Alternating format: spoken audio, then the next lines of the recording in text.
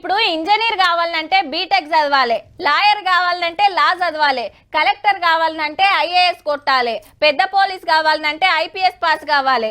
ఇట్లా ఏది కావాలన్నా దానికి ఏమేం చదువులు అక్కరుంటాయో అందులో ఎన్ని మార్కులు రావాలనో అన్ని వచ్చి ఉండాలి.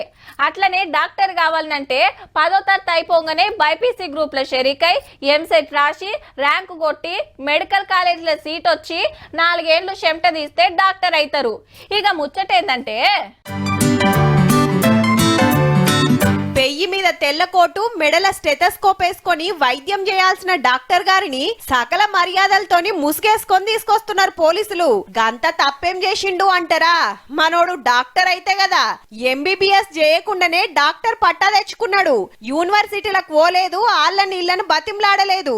మంచిర్యాలకెళ్లి కామారెడ్డికొచ్చి 2 ఏళ్ల సంధి వైద్యం చేస్తుండు మంచిగా. ఆన్లైన్ లో ఇతని పేరుకి దగ్గరగా ఉన్న డాక్టర్ల సర్టిఫికెట్లు అవి చూసి ఒక డాక్టర్ ఎల్ రవీందర్ రెడ్డి అనే పేరు తన పేరుకి దగ్గరగా ఉంది అని చెప్పేసి పేరు ముల్కల రవీందర్ ఆన్లైన్ లా అల్కగా ఫేక్ సర్టిఫికెట్లు తయారు చేసుకొని 2-3 దావకండ్ల పనిచేసిండట.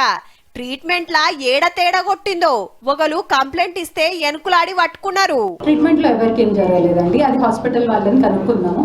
ఏ బీమార్కి ఏ మందులు రాయాలనో సుతా గూగుల్ అమ్మనే అడిగి రాసిండో ఏమో గాని మనోని అదృష్టం బాగుండో పేషెంట్ల ఆయుష్ గట్టిగుండో ఎవరికేం కాలేదట. పోలీసులకు చిక్కకుంటేనా ఉత్తుత్తి డాక్టర్ అయ్యా ఉత్తమ డాక్టర్ అయితుండొచ్చు పోర్రి.